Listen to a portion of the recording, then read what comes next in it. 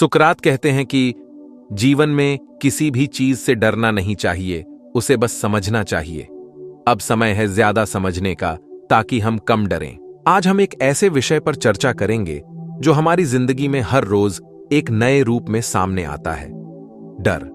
जी हां, डर। डर से हमारा सामना कभी न कभी जरूर होता है, चाहे वो किसी नई चुनौती का सामना करना हो, किसी नई जगह पर जाना हो, या फिर जीवन के किसी महत्वपूर्ण निर्णय को लेना हो। लेकिन आज हम यह जानने की कोशिश करेंगे कि डर से डरो मत। डर एक प्राकृतिक भावना है जो हमारे अस्तित्व को सुरक्षित रखने के लिए महत्वपूर्ण है। यह हमें संभावित खतरों से बचाने का काम करता है। लेकिन अगर यह डर हमारे विकास को रोकने लगे, हमारी संभावनाओं को सीमित करने लगे, तो यह समस्या बन जाता है। हमें इसे पहचानना और इसे नियंत्रित करना सीखना होगा। डर को समझें। पहला कदम है डर को समझना। डर अक्सर अनजान या अनिश्चितता से पैदा होता है। जब हमें किसी स्थिति का पूरा ज्ञान नहीं होता, तो हमारा दिमाग संभावित खतरों की कल्पना करने लगता है। हमें इस बात को समझना होगा कि डर हमारी रक्षा के लिए है, लेकिन हमें इसे अपने ऊपर हावी नहीं होने देना चाहिए। डर एक ऐसी भावना है जो हमें अंदर से कमजोर महसूस कराती है। यह हमारे आत्मविश्वास को कम कर सकती है, हमारी क्षमता को रोक सकती है और हमें उन चीजों से दूर रख सकती है जो हम वास्तव में करना चाहते हैं। लेकिन दोस्तों, क्या आप जानते हैं कि डर को समझकर हम उसे नियंत्रित कर सकते हैं और अपने जीवन को एक नई दिशा में ले जा सकते हैं? डर का मूल कारण हमारे मस्तिष्क में गहरे बैठा हुआ है। यह हमारी आदिम सुरक्षा प्रणाली का एक हिस्सा है जो हमें खतरों से बचाने के लिए विकसित हुआ है। जब भी हमारा मस्तिष्क किसी खतरे को महसूस करता है, तो यह फाइट ऑन फ्लाइट प्रतिक्रिया को सक्रिय कर देता है। यह प्रतिक्रिया हमें तुरंत निर्णय लेने में मदद करती है, या तो उस खतरे से लड़ने के लिए या फिर उससे भागने के लिए। डर को समझना इसलिए महत्वपूर्ण है क्योंकि यह हमें अपने अंदर के संदेह और असुरक्षाओं को पहचानने में मदद करता है। जब हम अपने डर को समझते हैं, तो हम उसे नियंत्रित कर सकते हैं और उससे ऊपर उठ सकते हैं। डर को समझने का पहला कदम है इसे पहचानना और स्वीकार करना। डर को एक अवसर के रूप में देखें। यह हमें अपनी सीमाओं को पहचानने और उन्हें पार करने का मौका देता है। जब हम अपने डर का सामना करते हैं, तो हम न केवल उसे पार करते हैं, बल्कि हम अपने आत्मविश्वास और क्षमता को भी बढ़ाते हैं। डर एक स्वाभाविक और प्राकृतिक भावना है जो हमें संभावित खतरों से सतर्क करती है। यह हमारे अस्तित्व के लिए महत्वपूर्ण है क्योंकि यह हमें सुरक्षा और सतर्कता बनाए रखने में मदद करता है। जब हम किसी खतरनाक स्थिति का सामना करते हैं, तो हमारा शरीर स्वाभाविक रूप से प्रतिक्रिया करता है, जिसे हम फाइट ऑन फ्लाइट प्रतिक्रिया कहते हैं। यह हमें या तो उस स्थिति का सामना करने या उससे बचने के लिए तैयार करता है। डर को स्वीकारने का महत्व। डर को स्वीकारने का अर्थ है उसे समझना और यह पहचानना कि यह हमारी भावनाओं और अनुभवों का एक हिस्सा है।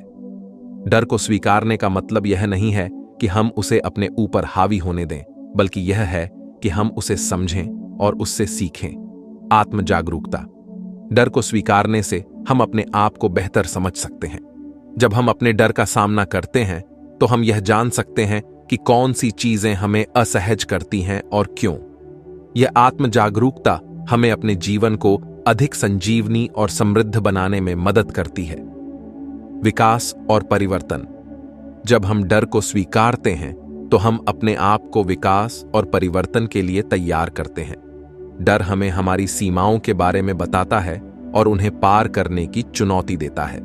यह हमें हमारे कंफर्ट जोन से बाहर निकलने और नई ऊंचाइयों को छूने के लिए प्रेरित करता है। मजबूती और सहन शक्ति। डर का सामना करने से हमारी मानसिक और भावनात्मक मजबूती बढ़ती है। जब हम अपने डर का सामना करते हैं, तो हम एक प्रकार की आंतरिक शक्ति का अनुभव करते हैं जो हमें आगे बढ़ने और कठिनाइयों का सामना करने में मदद करती है। डर को चुनौती दें। डर को मात देने का सबसे प्रभावी तरीका है उसे चुनौती देना।